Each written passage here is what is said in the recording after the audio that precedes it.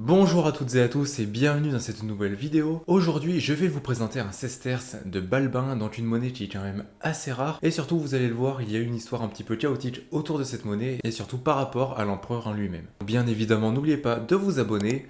Et on est parti. Alors comme d'habitude, je vais vous faire un petit cours historique par rapport au contexte de cette monnaie, par rapport à l'empereur en lui-même, etc. J'ai juste eu un petit problème, c'est que Balbin, il a régné 3 mois. Ce qui veut dire que il n'y a pas grand chose à dire et que je pourrais résumer son règne en 2 phrases en fait. Donc ce que je vais faire, c'est que je vais tout vous raconter dans le sens où je vais vous raconter avant qu'il devienne empereur, pendant qu'il devienne empereur, et puis voilà. Mais bref, vous allez voir, je vais vous raconter un petit peu tout ça, histoire que ça fasse un truc un petit peu plus complet plutôt que de vous raconter juste son règne qui, comme je vous l'ai dit, n'est pas très intéressant. Passons dès maintenant à la vie de Balbin. Je vous préviens tout de suite, ça va être un petit peu le bazar, vous inquiétez pas, c'est tout à fait normal. Mais déjà, on commence, on est en Numidie, donc qui est une région de l'Empire romain. Et donc ici, on est avec Maximin Ier le Thrace, donc qui est à ce moment-là l'empereur romain, donc la personne qui règne sur l'Empire. Le problème avec ce dernier, c'est qu'il n'est pas aimé en fait. C'est un empereur que les gens détestent, que les gens voient un petit peu comme un tyran, etc.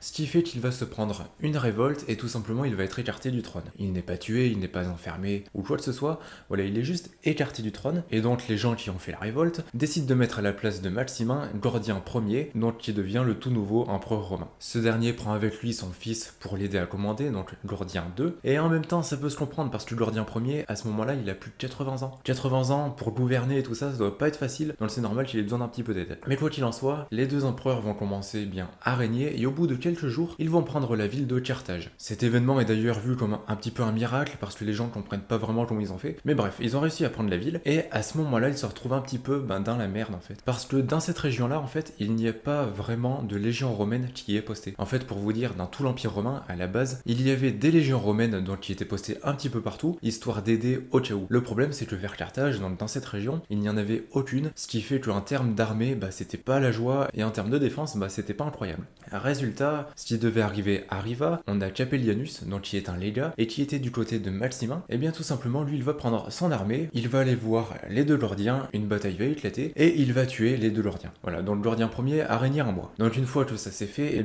Maximin le Thrace va reprendre sa place d'empereur. Mais ça, c'est la partie qui se passe à ce moment-là du côté de Maximin, parce qu'il y a une partie tout à fait différente au niveau du Sénat, donc à Rome. À ce moment-là, le Sénat, lui, il est content, parce que pareil, le Sénat n'aimait pas Maximin, et le fait qu'il soit remplacé par Gordien, ils étaient heureux, voilà, de savoir que ça avait changé d'empereur, etc. Donc, quand ils ont vu que Maximin reprenait sa place, que Gordien était mort et tout ça, ils étaient pas très contents. Et donc, ils se sont dit, il faut à tout prix mettre des gens à sa place, et surtout des gens qui puissent tenir, en fait. Parce qu'ils voyaient une sorte d'espoir en Gordien Ier, mais il a tenu qu'un mois, quoi. Donc, c'est un peu compliqué à ce niveau-là. Donc, ils ne savaient plus trop quoi faire, et donc le Sénat se dit, ok, on va mettre 2 personnes à la place de Maximin, histoire de le remplacer, et comme ça, on sera tranquille. Du coup, ils font une sorte de plouf-plouf pour choisir qui sera les successeurs. Je plaisante, bien sûr, ils les ont choisis de manière tout à fait sérieuse et réfléchie, et donc ils vont mettre sur le trône Maxime Pupien et Balbin. Voilà, donc c'est l'entrée de notre empereur, de l'empereur qui nous intéresse. Tous les deux, voilà, deviennent co-empereurs, et donc ils vont se répartir le travail. On a d'un côté Balbin qui, lui, va diriger Rome, qui va rester à Rome, et on a Maxime Pupien, ou Pupien tout court, qui, lui, va prendre le contrôle de l'armée, et voilà, ça va être un petit peu l'empereur de l'armée. De l'autre côté, on a Maximin le Thrace, donc la personne qui s'est fait remplacer et qui était empereur juste avant, qui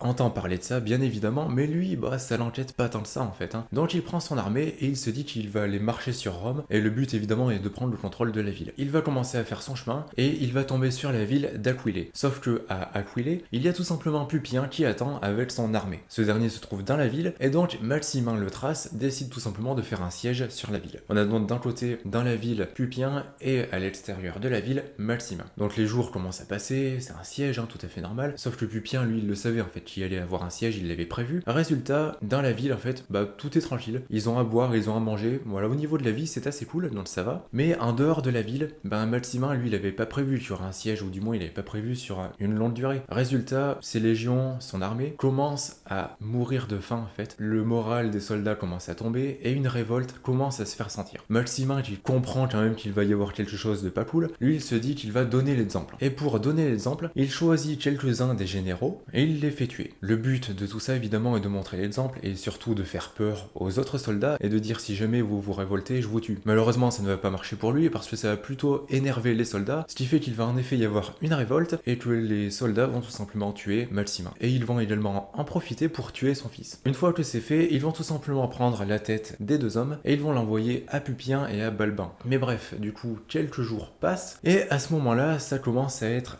la révolte, parce que déjà le peuple en fait n'aime pas Pupien et Balbin, donc ça c'est un petit peu compliqué à ce niveau-là, mais pour couronner le tout, Pupien et Balbin ne s'entendent pas entre eux. Donc en gros, si vous préférez, le peuple n'aime pas les empereurs ne s'aiment pas, le Sénat ne les aime pas non plus, donc en fait il y a absolument rien qui va, c'est très compliqué à ce niveau-là. Niveau relationnel, c'est pas top. Donc dans tout ce chaos, on a le Sénat qui, par un éclair de génie probablement, se dit qu'ils vont prendre un autre César, donc un autre prétendant au trône, et ils vont tout simplement mettre un jeune garçon qui deviendra plus tard Gordien III. Donc quelques jours passent, quelques semaines même, et la révolte commence à gronder de plus en plus fort dans Rome, et on a un nouveau type de personnage qui arrive dans l'histoire, qui est tout simplement la garde prétorienne. Donc ces derniers, ce sont des soldats d'élite, c'est un petit peu, on va dire, le top en termes d'armée, et ce sont ceux qui doivent protéger l'empereur, vraiment en cas de dernier recours, voilà, c'est un petit peu la garde rapprochée de l'empereur. Mais quoi qu'il en soit, eux, dans toute l'histoire, ils ont toujours été un petit peu à penser par eux-mêmes, et parfois à se retourner dans... C'est ce qui va arriver bien évidemment. Du coup, la garde prétorienne commence à en avoir un petit peu marre de la situation, ils vont aller trouver les deux co-empereurs et tout simplement ils vont les tuer. Et c'est ainsi que se termine le règne de Balbin.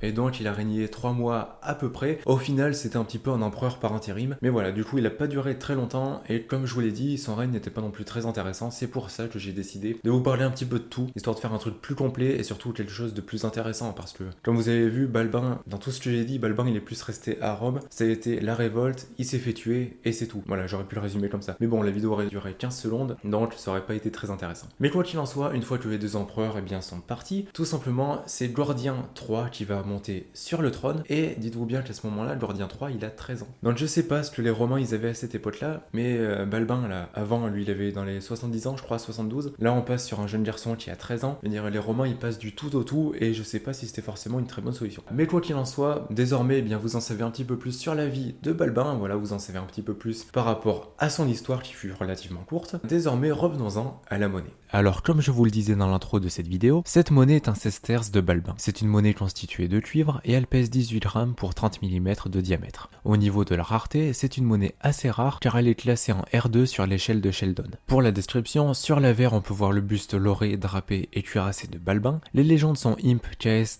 Cael Balbinus Hog, soit en latin Imperator Caesar Decimus Caelius Balbinus Augustus, et donc en français l'empereur César Decimus Caelius Balbin Auguste. Sur le revers, on peut voir Providentia debout, tenant une corne d'abondance de la main gauche et un bâton de la droite. Également, à ses pieds, à sa droite, se trouve un globe. Sinon, pour les légendes, on a Providentia Deorum, soit en français la providence des dieux. Enfin, pour acquérir une monnaie similaire, il faudra compter 380 €.